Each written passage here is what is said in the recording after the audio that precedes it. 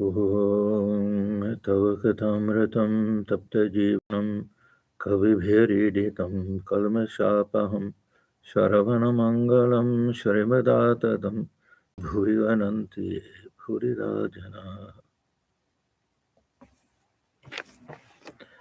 Your words are like nectar, bring life to scorched souls. They are praised by poets and remove all sin. They are auspicious to hear, wonderful and exalted.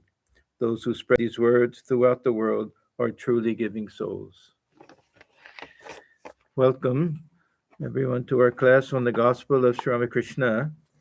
We are on chapter 39, the Master's Reminiscences, and the date was April 12th, 1885, and we stopped on page 750 towards those very special sections where Sri Ramakrishna is very, very freely talking about all of his different spiritual experiences. So it's very valuable that we get to hear directly from him what he experienced in this spiritual realm that we know very little about. If we didn't have the words of someone who had that direct experience, then we wouldn't have the same type of conviction regarding spiritual life and spiritual practice. So this is extremely valuable. That day, Girish was present. We're actually at Balaram Bose's house. So in Balaram's drawing room in Calcutta, M arrived at 3 o'clock. Girish and Balaram, younger Nabin, Paltu, Dijo, Purna, Mahendra Mukherji, and many other devotees were there. Then later, Trailokya Sanyal, Joy Gopal Sen, and other members of the Brahmo Samaj arrived. Many women devotees were also present, seated behind the screen. And among them was M's wife, who was just practically mad over the recent death of their son. So this is the setting that we have. We finished last time. Sri Ramakrishna was talking about renunciation. So he told this story. A man was going to bathe. He had his towel on his shoulder. His wife said to him, "You are worthless. You are getting old, and still you cannot give up some of your habits.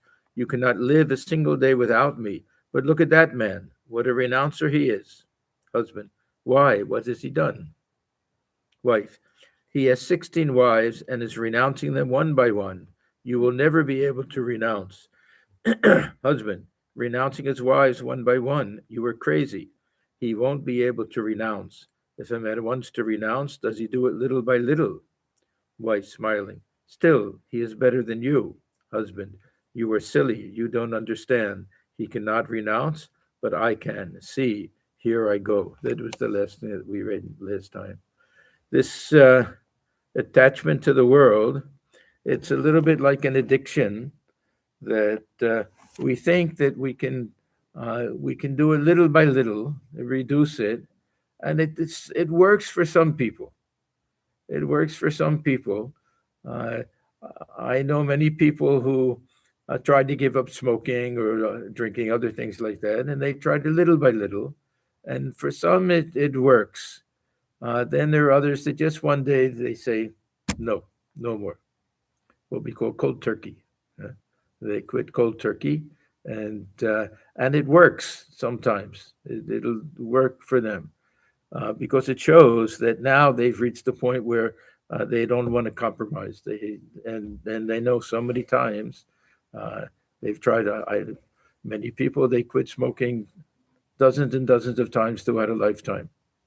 And then each time they go back and start again, just have one, just have two, like that. So there's a certain type of renunciation, real renunciation. When it comes, there's no compromise to it, and there's no desire. The longing for enjoyment disappears somehow.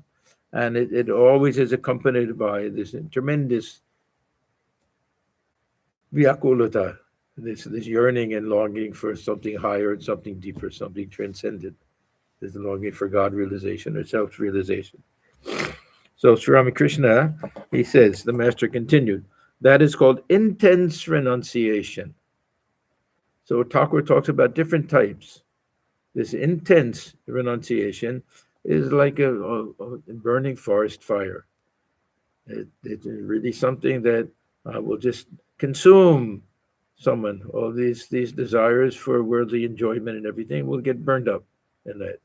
And this doesn't happen to everyone. This is a question of maybe some skaras, maybe grace, maybe stage in life, maybe experiences that one has. Uh, it can be through some tragedy that takes place. It can be through overindulgence uh, that we get sated with too much of the enjoyment and pleasure, and it becomes completely worse. That it becomes somehow uh, repugnant to us, very strongly repellent to us. So this is the type of renunciation. Is it internal or external renunciation? This will be both. This will also be what he's talking about now.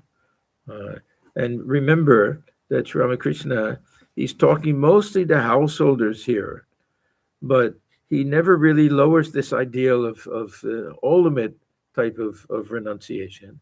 And even householders, it's not that they have uh, formally renounce the world, take on the ochre cloth and bake their food and do all of that.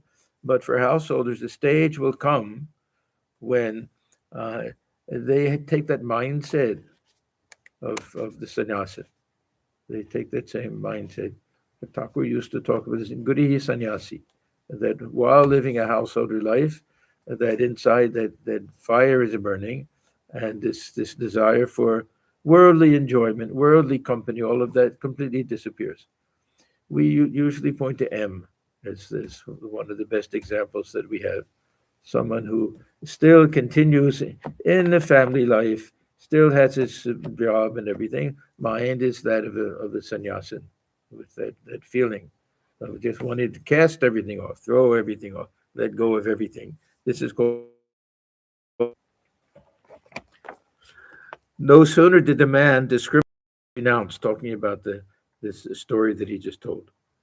He went away with the towel on his shoulder. He didn't come back to settle his worldly affairs. He didn't even look back at his home. Now, Sri Ramakrishna is not recommending this. He's giving this example. If it happens, it happens. But uh, generally, those who have family responsibilities uh, and husband, that he says, no, you have to live up to your obligations. You have to do all that as a type of worship, live in the world. Inside, have that hunger, that burning desire for realization, but uh, fulfill all of your duties until the mother will relieve you of them one by one. This will also happen. He who wants to renounce needs great strength of mind. He must have a daredevil attitude like a dacoit. Before looting a house, the dacoit shouts, kill, murder, loot. Cultivate devotion and love of God, and so pass your days. Now, my feeling is that Sri Ramakrishna coming down to a slightly lower plane. See, half the time he's talking about these reminiscences, he's going into some ecstatic mood, and he's also remembering how he felt at that time when he went through this stage, this burning, intense stage of renunciation, uh, and then perhaps looks around and sees all of the householder devotees there, and brings it down a slight notch. So he says, cultivate devotion and love of God, and so pass your days. What else can you do? So they have their worldly duties. M wanted to renounce. Girish wanted to renounce. At least he claims he wanted to renounce. And Thakur said to both of them, no, that you have your duties to do. With Girish, he said, you're helping so many people, that all of these plays you're doing, mostly were religious plays. The life of Prahlada, life of Chaitanya Deva, life of Buddha, that so many people had access to these Puranic stories and other stories through his plays. And then with M, uh, somehow, well, of course, M had a family and children and everything, but somehow he wanted M to be this type of example of someone living in the world as a sannyasin lives in the world. So we can say that all of the others who are there, that this will be more appropriate for them. Thakur didn't encourage any of these householder devotees to leave home. There were one or two, of course, who were married. That was a different case.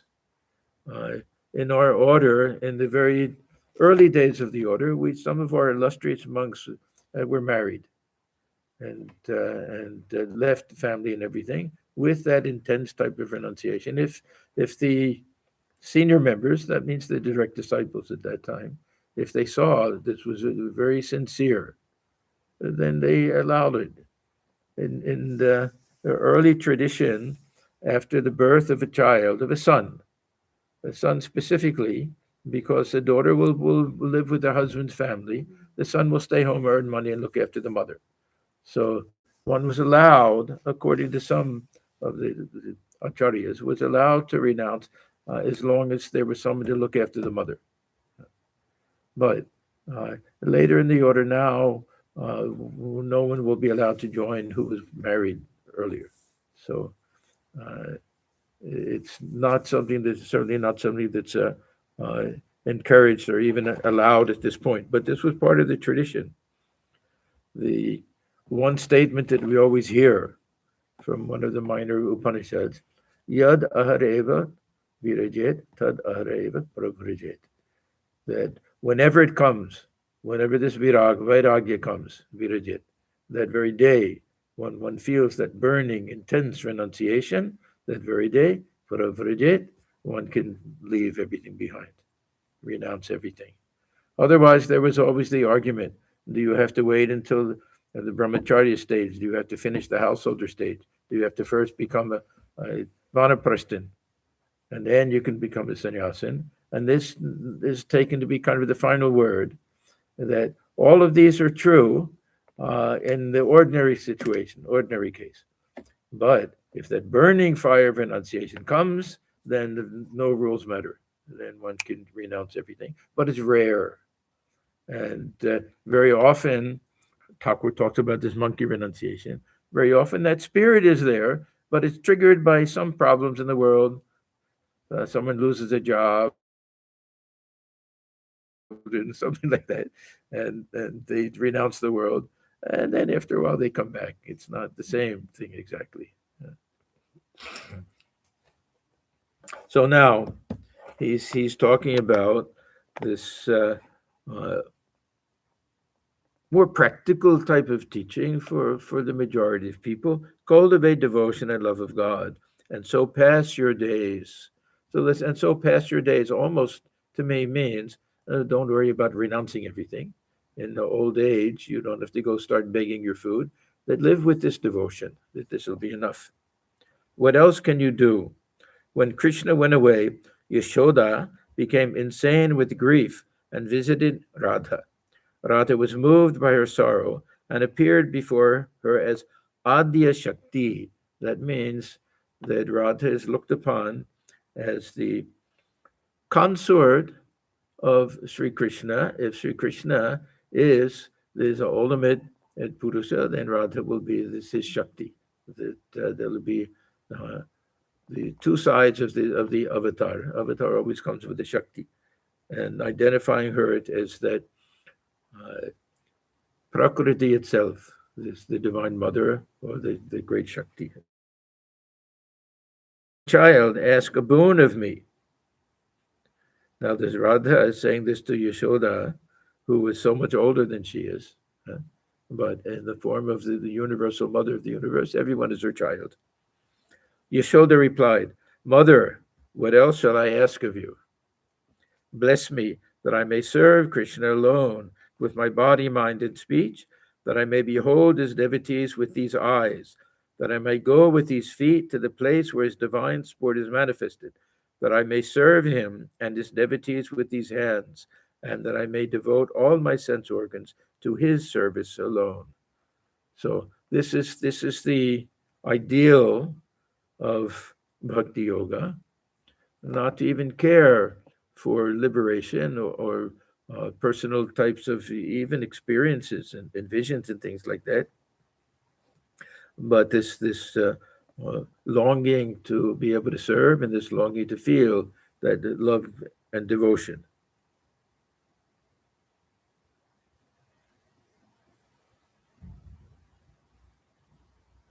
This is not so different from this feeling of renunciation, because automatically any interest in worldly life disappears. We see people like that. Whole life is given to their worship and to coming to the center and keeping the company of devotees. They don't care for anything else. It just falls apart, falls away.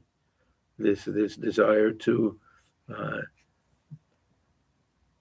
spend time with people who are on a different wavelength.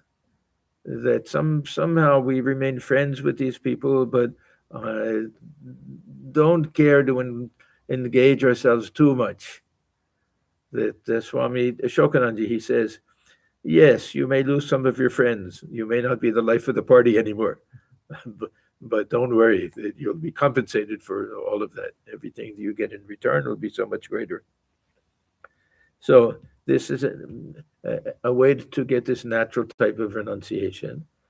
Uh, and when we say internal renunciation doesn't mean that we can have all the wealth, all the property, all the enjoyments, but we're not attached to it. That means there's some secret desire for enjoyment. Otherwise, why will we do it? It's if we have that internal renunciation, then we'll lead a life of moderation. Not that we have to give up everything, but there won't be that desire to have uh, the most expensive things and the most enjoyment and pleasure and running here and there. That'll fall off. The few things that we do, we'll do uh, seeing the divine in it. We'll do it as performance of duty and obligation. Other reasons other than just the enjoyment. So everyone renounces the world in spiritual life if we understand the world to mean worldliness. Thakur says over and over again, what is the world? Is the world is lust and greed.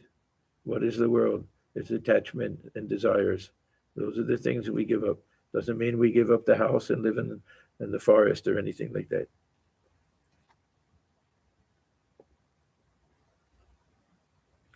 Now, as we saw before, that Sri Ramakrishna, sometimes he will inspire himself to go into ecstasy, udipana.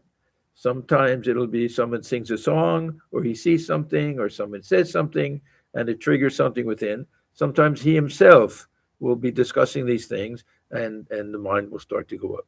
So here it happens. As Sri Ramakrishna uttered these words, he was about to go into ecstasy. Suddenly he exclaimed, Kali, the embodiment of destruction. No, Nitya Kali, my eternal divine mother.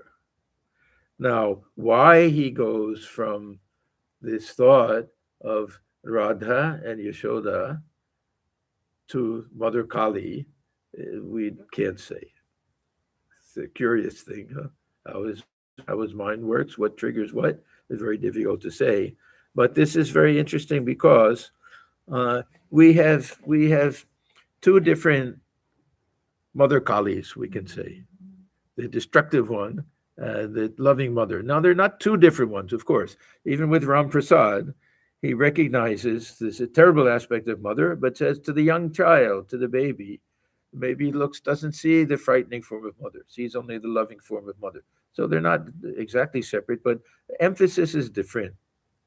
Swamiji, uh, he loved this idea of mother as the embodiment of death and destruction, and accepting that as this is the way this world works, this madhouse of a world. He loved that idea. For Sri Ramakrishna, it was the small child, looking at the beaming face of the mother, and surrendering everything to the mother, and letting the mother take control and charge of everything, making all decisions. That was the element or aspect of Mother Kali that he liked. And this was, of course, the ideal that we find in all of these songs of Ram Prasad, Kamalakanta, and some others, that how Sri Ramakrishna was so inspired by those songs. So suddenly he exclaimed, Kali, the embodiment of destruction. No, Nitya Kali, my eternal divine mother. With great difficulty, he restrained himself. He was starting to say more about Yashoda when Mahendra Mukherji arrived. Now, he had just talked about uh, Radha as his Adya Shakti. So this is generally, we will say Kali or Divine Mother. Perhaps this is what triggered that idea in his mind.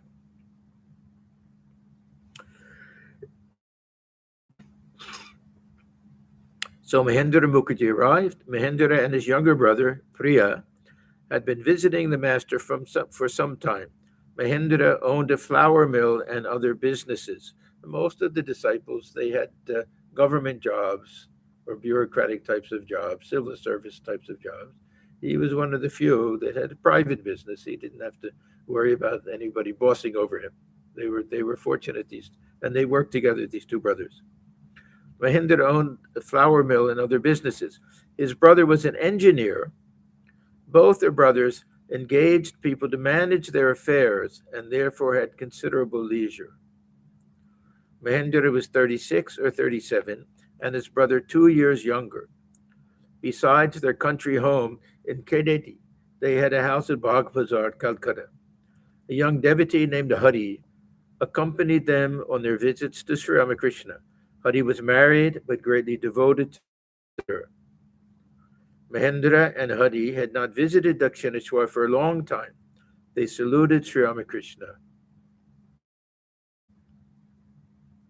Yeah, but this is at Balaram's house.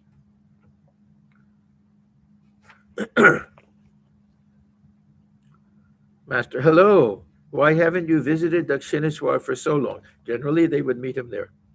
Mahendra, sir, I've been away from Calcutta. I was at Kedit. Master, you have no children. You don't serve anybody, and still you have no leisure. Goodness gracious. This is a very mild scolding to show his affection and how much he enjoys. He was very fond of these two brothers. The devotees remained silent. Mahendra was a little embarrassed.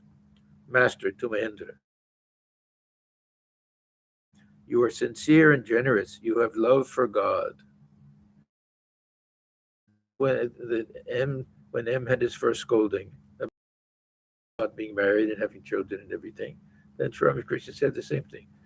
That you know why I'm saying all of this to you, because I see very good samskaras within you, good tendencies and everything. That if you hadn't had this entanglement, that you could have devoted your whole life to God realization, something like that. So, Master to Mahendra, why am I saying this to you? You are sincere and generous. You have love for God. Mahendra, you are saying these words for my good. Master smiling. You see, we don't take any collection during the performance at our place. Awkward, mind is in an ecstatic mood, talking about intense renunciation, and now half joking with the devotees. How his mind could go up and down so easily. You see, we don't take any collection during the performance at our place. Jadu's mother says to me, other sadhus always ask for money, but you do not. Jadu's mother was a very pious woman and very devoted to Sri Ramakrishna. And she used to visit sometimes. And Thakur, of course, would go to their, they had the house just to the south of Dakshineswar. He would visit there. Worldly people feel annoyed if they have to spend money. A theatrical performance was being given at a certain place. A man felt a great desire to take a seat and see it. He peeped in and saw that a collection was being taken from the audience. Quietly, he slipped away. Another performance was being given at some other place. He went there and, inquiring, found that no collection would be taken. There was a great rush of people. He elbowed his way through the crowd and reached the center of the hall. There he picked out a nice seat for himself, twirled his mustaches, and sat through the performance. All laughed.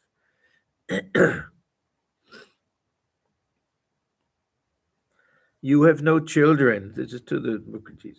No children to divert your mind. I know a deputy magistrate who draws a salary of 800 rupees a month. He went to Keshav's house to see a performance. I was there too.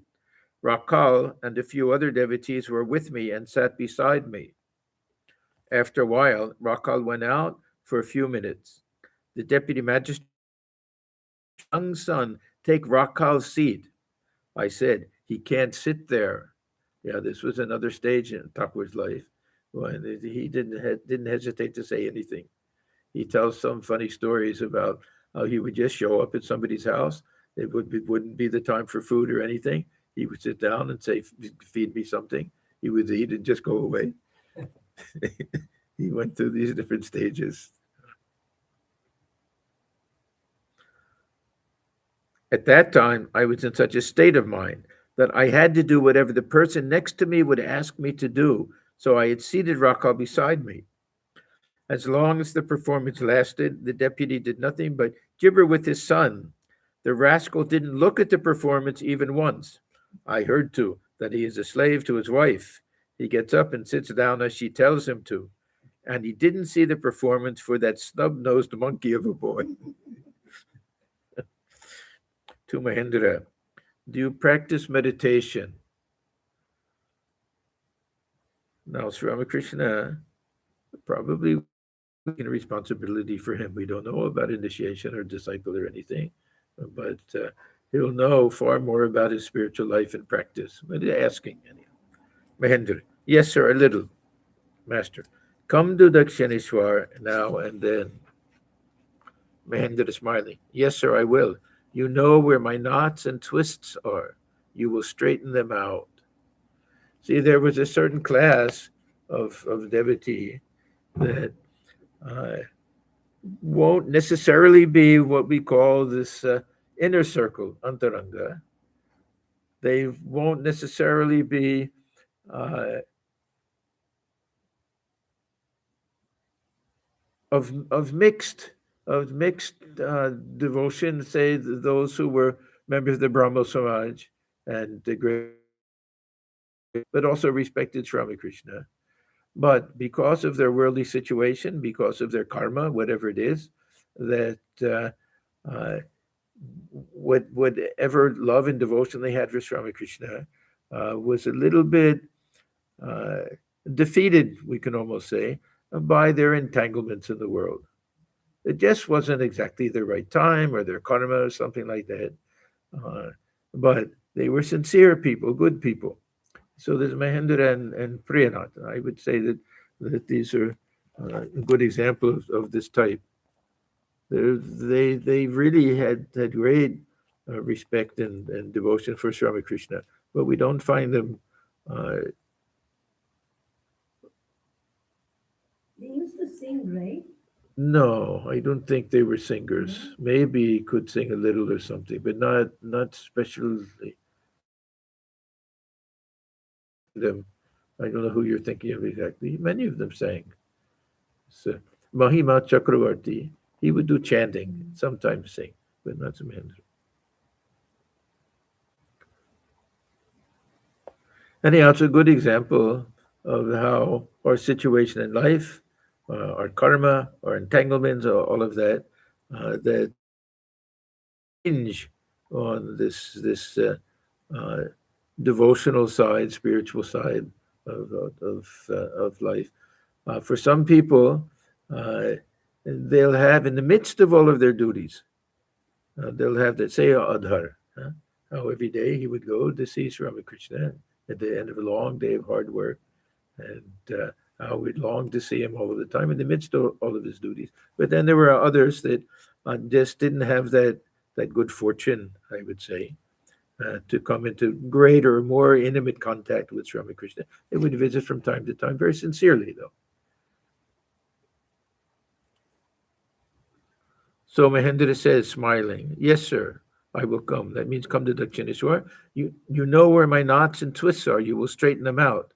Master smiling, "First come to Dakshineswar, then I shall press your limbs to see where your twists are. Why don't you come?" Mahendra, "Because of the pressure of my duties. Besides, I have to go to my country home now and then." Master to Mahendra, pointing his fingers at the devotees. He'll get another very, very mild scolding. Have they no homes or dwelling places? Have they no duties? How is it that they come? To Hari, "Why haven't you come to Dakshineswar? Is your wife living with you?" Hari, "No, sir." Master, "Then why did you forget me?" Sir, "I don't know who this Hari is. He doesn't play a very important role. He's not our, of course, Swami Turiyananda." Uh, and there was another of Belgorje. Oh no, there was Tarek, another second Tarek. Anyhow, not sure who this Hari is. "I have him in well, sir." Master to the devotees, "He looks thin. He has no small measure of bhakti. He is overflowing with it, but it is of a rather troublesome nature." Laughter. Now, what he means, I don't know. The troublesome nature, perhaps it doesn't allow him to feel comfortable in the world. It doesn't allow him to express himself. That makes him too emotional. We don't know exactly.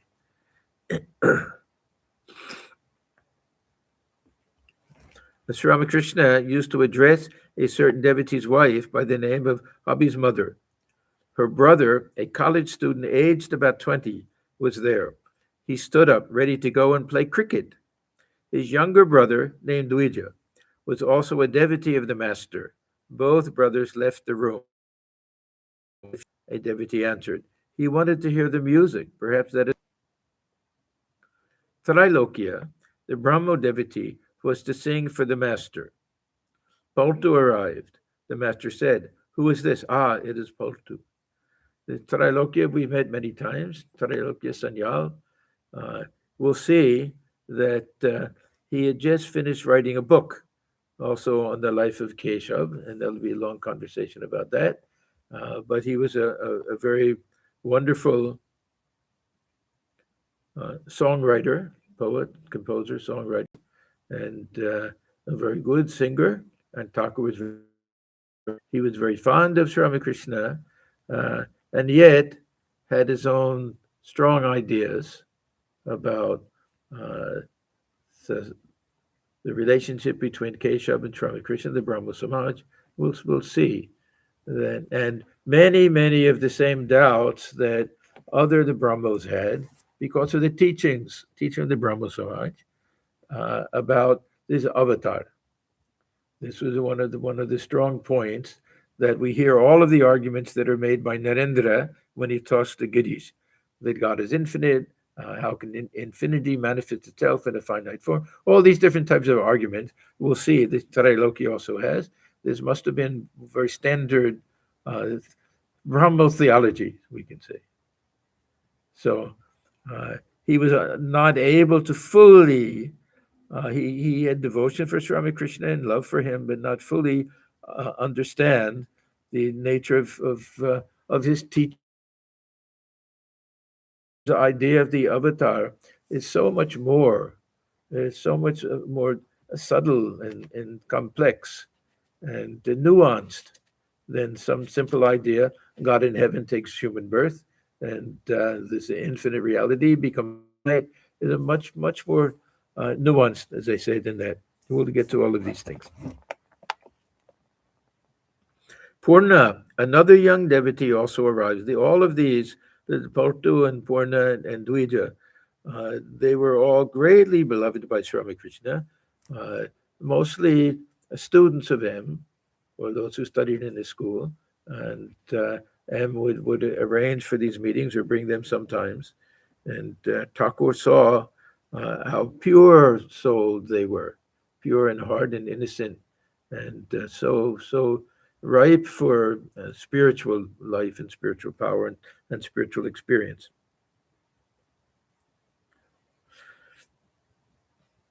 So Purna, another young devotee, also arrived. Purna, of course, was among the whole group, the one that Thakur uh, loved the most and felt was not only belonged to that inner circle, but called him an Ishwarakoti. Yes. It was with great difficulty that Sri Ramakrishna had managed to have him come. Yet Thakur would try to have him come, would arrange for it, sometimes have him, sometimes have him come to one of the homes in Kolkata. Here it's in Balaram's house because it was closer. Uh, and was always aware that he would get in trouble at home. So he tried to do it so that parents wouldn't find out or that it wouldn't cause him more problems. So it was with great difficulty that Sri Ramakrishna had managed to have him come. His relatives strongly objected to his visiting the master. Many of them, it was like that, and then the parents would even beat them for going without permission. Purna was a student in the 5th grade of the school where M taught. Now, I don't understand this 5th grade. He was probably 14 at the time. Either they have a different grading system or many kids went to school late, but he was born in 71, and this is 85. So he was roughly around 14 at the time. Also, we hear that Swami Premananda Baburam was a student. He would have been much, much older than all of the others. So coming from a village, maybe he started his school later. I don't know exactly how these things work. But if it says 5th grade, that should be normally equivalent to our 5th grade, more or less. No. Anyhow, but he was roughly 14 at this, so he's not just a child, a young teenager.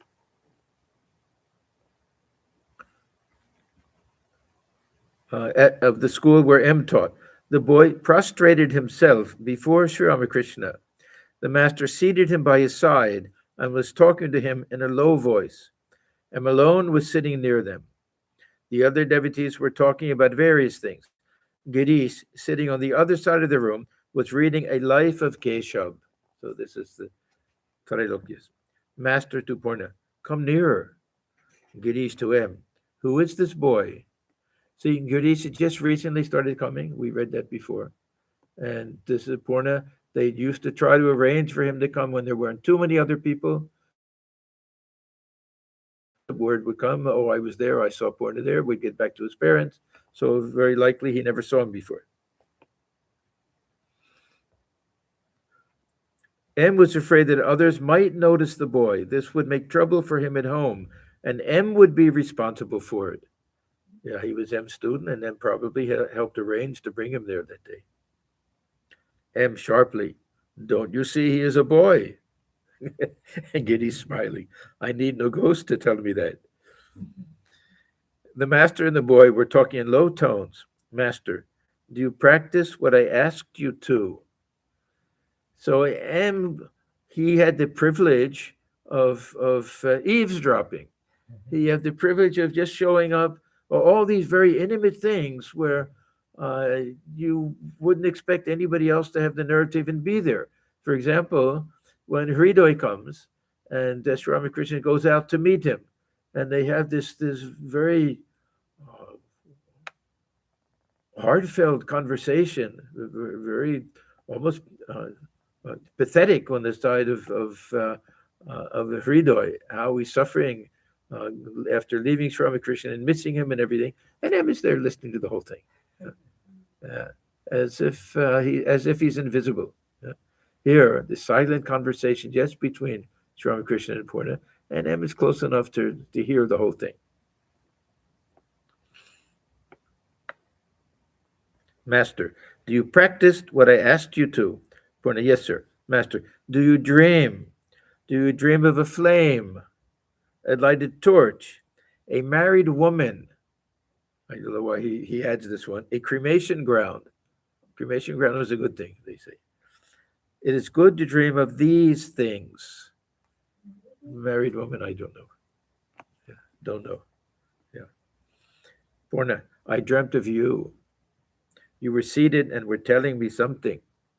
Master, what? Some instructions. Telling me some of it. Purna, I don't remember now. Now, this, of course, this is something very common in a dream, that we have a dream, we have some conversation or some teaching, we may even feel that we've received something very, very valuable. We wake up, immediately we want to write it down, we don't remember. But we know it was something valuable. We know it was something important. So this is the case with Purna. I don't remember now, Master. Never mind. But it is very good. You will make progress. You feel attracted to me, don't you? Now you will make progress. He's telling him you'll make progress. At the same time, he's saying that he's come along with the avatar as an Ishvara Koti. So that means that Thakur understood even these great inner circle, these Nitya Siddhas who came. But his life didn't turn out like you would, like normal Ishwar Koti would imagine. What's a normal Ishvara Koti? Yes, his life was very sad. Very sad. It's very, very sad. And we don't know how this Leela works. That for some reason, one of the six Ishvara Kotis would be someone who was not allowed or didn't end up taking to the monastic life. That he's a little negative type of example, positive example, we can say, but of what happens to those who their natural instinct for spirituality is stifled by parents or by circumstances, and how the life will be completely changed because of that. Now, we may say, what about prarabdha karma? This was his karma. That don't blame his parents. That somehow we don't know how these things work. See through. We think so. We used to visit him at night, late night. Yeah, sometimes we think so, but there are certain times when, say, when Thakur meets him for the first time, we should say, well, doesn't he know that he's a married man? He knows everything. He should see immediately that. So his mind was not. Thakur often would say that I got into that mood where I can see inside of a person, like seeing objects in a glass case. That doesn't mean he's always in that mood. How things work out, this karma is a very tricky thing to understand. Yeah. But yes, it is surprising. There's no question. But we can say Bhavanat, also surprising. How Thakur loved him so much. He considered him to be, I won't say an equal, but the ideal companion for Narendra, for Swamiji. And these are examples of how, again, we can say one can have the grace of God and all of these things, but without the grace of the mind, without the grace of circumstances, where something is there that is preventing this. But on the other hand, Purna lived a very wonderful life. It wasn't easy for him, but he was held in great respect by all of the other disciples. He died very young. So did Ishwar Kotis also have karmas? Prarabdha, they were not born for karma, is it? Yes. Is there any prarabdha karma for the Ishvara Kotis? They're Nitya Siddhas. So that means that they're born not the old karma, but they'll have their own samskaras.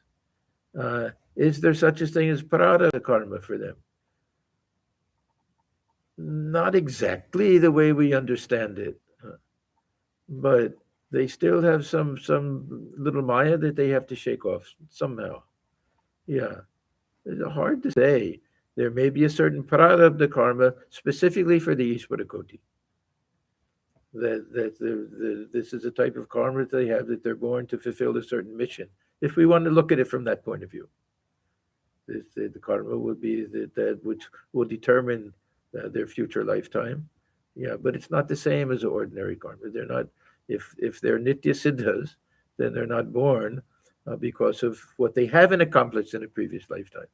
That now they're born only to serve as a living example for others. But as soon as they take this human body, Thakur says over and over again, as soon as they take this human body, they have to assume some of the characteristics of the body and the mind of a human being. Yeah, these are mysterious things. We can pretend that we have very easy answers to these things, but we really don't.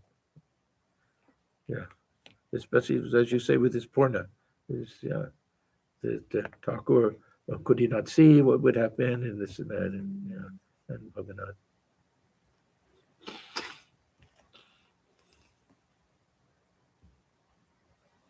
So this Purna, he said, I don't remember what happened in the dream. Master, never mind.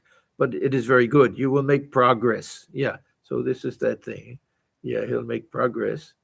That means that he'll have that realization and perhaps realize that he was born as a soul companion of Sri Ramakrishna, divine soul. You feel attracted to me, don't you? A few minutes later, Sri Ramakrishna said to the boy, won't you come there? He meant Dakshineswar. I can't promise, answered the boy. Master, why? Doesn't one of your relatives live there? So if he just said, I'm going to see Sri Ramakrishna, he couldn't do it. If he went to see his relative there, and then he could sneak out and see him at some time. Purna, yes, sir, but it won't be very convenient for me to go. He's 14 years old. How can he do all these things on his own? Girish was reading a life of Keshav written by Trailokya of the Brahmo Samaj. Okay, now Trailokya is going to show up after this very conveniently. In it, Trailokya said that at first Sri Ramakrishna had been very much opposed to the world. That means to people living in the world that he wanted everyone to renounce the world and become a monk. So Trailokya said that at first Sri Ramakrishna had been very much opposed to the world, but that after meeting Keshav, he had changed his mind and had come to believe that one could lead a spiritual life in the world as well. Many of the Brahmos felt that Sri Ramakrishna was his attitude towards things changed a little after meeting the members of the Brahmo Samaj. Now, is it possible that there's some truth to this? Of course, that Sri Ramakrishna, everything was new to him. He's a village boy, that every time he meets all these Western educated people, he adjusts a little bit. He had that flexible mind that he underwent many changes in his life.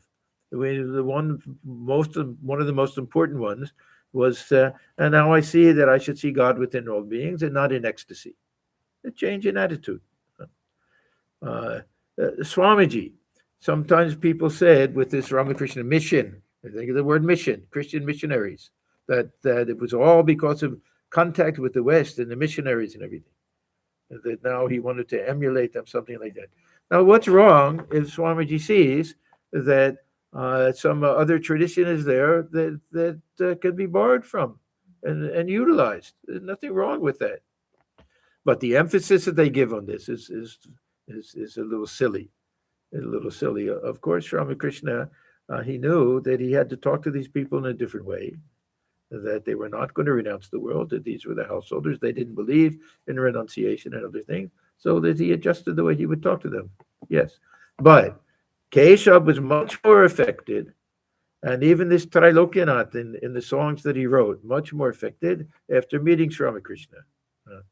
How now so much of this Divine Mother, which they didn't have earlier, so many other things, so much of ecstatic singing and dancing and kirtan and everything, So they were much, much more influenced by Sri Ramakrishna than he was by Keshav.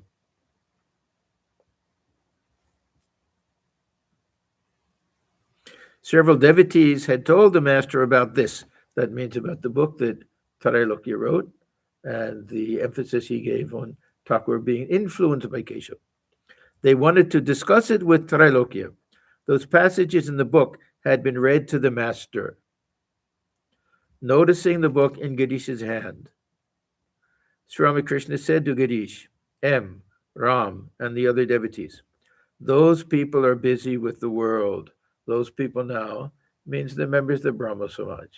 Now we have to remember that these were the cream of society also. These were well-to-do people with good jobs and families, high standing in society, that they weren't the simple working class people, simple people, highly educated, Western educated, English speaking, that they weren't ordinary people from that point, from a worldly point of view. These people are busy with the world. That is why they set such a high value on worldly life. They are drowned in lust and gold. One doesn't realize. Now, did Thakur think that Keshav was a God-realized soul? So he thought of him as a very highly spiritual and genuine, authentic type of person. We don't hear him talking about him that way. And he himself was more of a preacher and a good, very good person, and very genuinely devoted to Sri Ramakrishna. Yeah, he appreciated Sri Ramakrishna, and Thakur understood him to have reached a high state, we can say, living both in the water and land. That example that he gives, but I don't think as an example of a God realized soul. Even this idea of God realization, I don't think was so much emphasized by the Brahmos. After enjoying divine bliss, one looks on the world as crow droppings. Now, again, what do we mean by the world? We have to understand that. It means very worldly types of things. The things that worldly people value as such a wonderful thing. Very, very expensive things and fancy things and everything will mean nothing to someone who's had some type of spiritual experience. At the very outset, I utterly renounced everything. Not only did I renounce the company of worldly people, but now and then the company of devotees as well. Yes, this is also a stage that one goes through when they just want to be alone. They don't care for anybody else. Everything else is some type of intrusion. They just want to be alone and go deep within and do their spiritual practice and everything.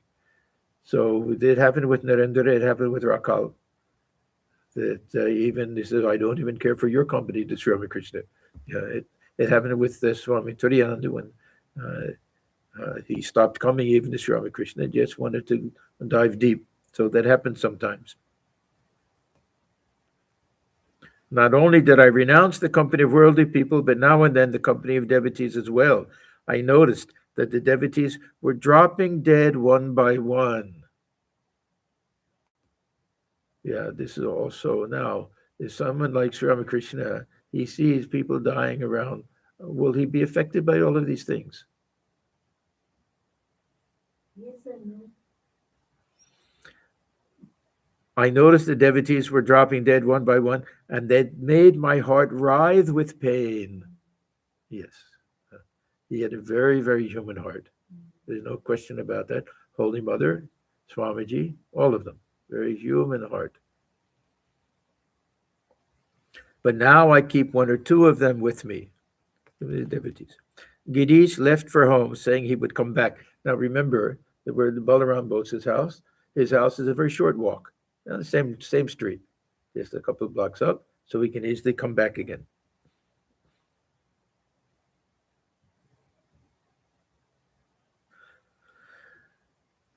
Trailokya rides with Jaigopal Sen. Okay, now the fun begins. He can get grilled over all of this. Poor man.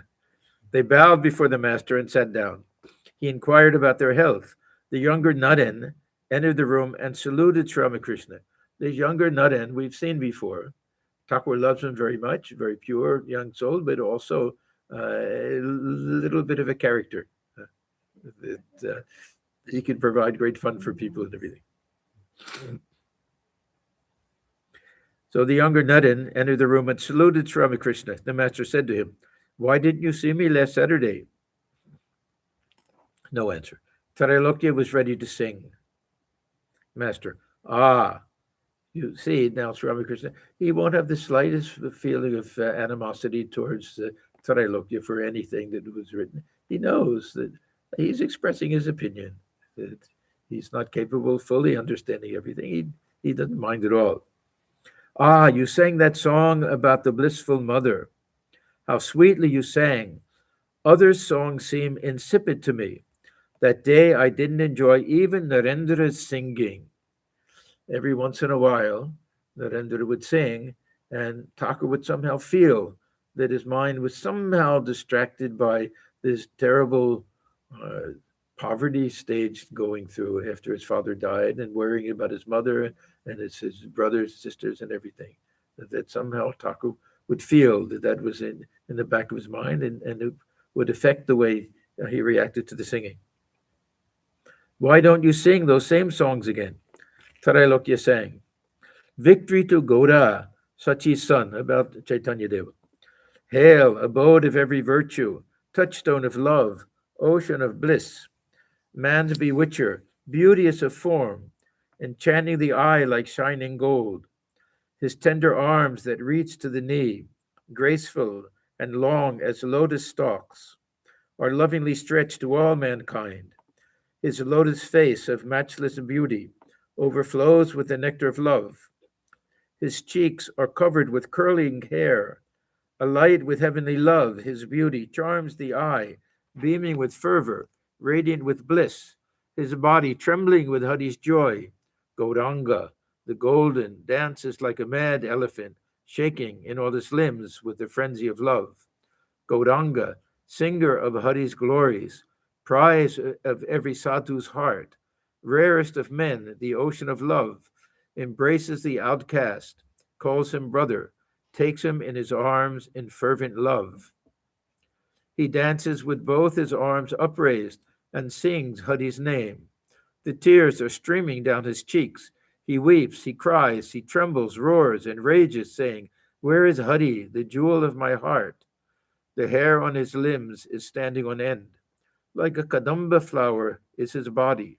Covered with dust, he rolls on the ground. O thou, the abode of Hari's Leela, fountainhead of love's elixir, friend of the helpless, glory of Banga, hail Chaitanya, thou who shinest bright as the moon in the bhakta's heart." This is also a little bit curious that Brahmos are now singing songs about Chaitanya Deva, whose attitude was so different from theirs that this whole Radha Krishna episode and everything was something not of at all of interest to the Brahmos, and yet because of Sri Ramakrishna and maybe for his benefit also, we find the Trailokya singing all of these songs. Sri Ramakrishna left the room for a minute. The women devotees were seated near the screen. They were eager to see Sri Ramakrishna. Trailokya went on with his music. Now, we don't know how long he spent, but he always spent a little time with the wives of the devotees who were there. And Sri Ramakrishna entered the room again and said to Trailokya, "Please sing a little about the blissful mother." Trailokya sang, "O mother, how deep is thy love for men. Mindful of it, I weep for joy." Listening to the song, the younger Naren went into deep meditation. He remained as still as a log. As Sri Ramakrishna said to him, "Look at him. He is totally unaware of the outer world." The song was over. At Sri Ramakrishna's request, Trailokya sang, "O mother, make me mad with thy love." This was the one of the songs that he wrote that was most influenced by Sri Ramakrishna, and that Thakur loved very much. This one particular song, and we find Narendra singing it very often also. O mother, make me mad with thy love. What need have I of knowledge or reason? Ram asked him to sing about Hari. This Ram, he came from the Vaishnava tradition. They were a strong Vaishnava family. Trailokya sang, chant, O mind, the name of Hari. Sing aloud the name of Hari. Praise Lord Hari's name. And praising Hari's name, O mind, cross the ocean of this world. Hari dwells in earth, in water. Hari dwells in fire and air. In sun and moon he dwells. Hari's ever-living presence fills the boundless universe. M said in a low voice to Trailokya, please, Gaur and Nitai, ye blessed brothers. Sri Ramakrishna too asked him to sing the song. Trailokya and the devotees sang it in chorus, the master joining them. When it was over, the master sang, behold, the two brothers have come, the Chaitanya Deva and Nityananda. The two brothers have come who weep while chanting Hari's name. The brothers who in return for blows offer to sinners Hari's love, embracing everyone as brother, even the outcast shunned by men. Behold, the two brothers have come who once were Kanai and Balai of Vraja. That means Sri Krishna and Balaram's brother. Sri Ramakrishna sang again, see how all Nodia is shaking under the waves of Gauranga's love. Then, who are they that walk along chanting Hari's name? O Madhai, go out and see. They seem to be Gaur and Nitai. Again, Chaitanya and Nityananda. With golden anklets on their lovely feet, shaven of head and clad in rags, they reel like madmen as they go. The younger Naren was about to leave. Master, show great devotion to your parents. Another case of the young boy. Parents were not happy that he went to Sri Ramakrishna. But don't obey them if they stand in your way to God. Thakur used to say that this is the one instance when you can disobey parents if they're really something harmful to your spiritual life. You must gird your loins with great determination and say, this rogue of a father, not it. Truly, I have no fear. Girish arrived, so he had gone home and came back. He had given his word. Sri Ramakrishna introduced him to Trailokya. Girish had not been a member of the Brahmo Samaj. Perhaps he knew the book and he knew about him, but he hadn't met him before. Now, two great songwriters are meeting each other, and yet it'll all be about this book. He asked them to talk to each other. A few minutes later, the master said, that song again, please. Trailokya sang, victory to Gaura, Sachi's son. Hail, abode of every virtue, touchstone of love, ocean of bliss, man's bewitcher, beauteous of form, enchanting the eye like shining gold. Sri Ramakrishna went into samadhi. He stood up, totally unconscious of the world. Regaining partial consciousness, he begged Trailokya to sing, oh, what a vision I have beheld. Okay, we'll save this song. We'll start at the top here. We'll save this song for next time. It's a little bit of a long song. So we haven't yet gotten to this interesting conversation about the book and his Trailokya's ideas about Sri Ramakrishna. We'll get to that later. So we're stopping now at the very top of page 756. Om Niranjanam Nityamanantarupam Bhaktanukambhathurada Vigraham Ishavataram Parameshamedhyam Tam Ramakrishnam Shirasa Namamaha. We bow our heads before Sri Ramakrishna, who is stainless, of infinite nature, whose heart melts in sympathy for his devotees, who is an embodiment of the divine and the Supreme Lord, and ever worthy of our worship. Om Shanti, Shanti, Shanti. Peace, peace, peace be unto all. Okay, thank you, everyone. We will meet again next week.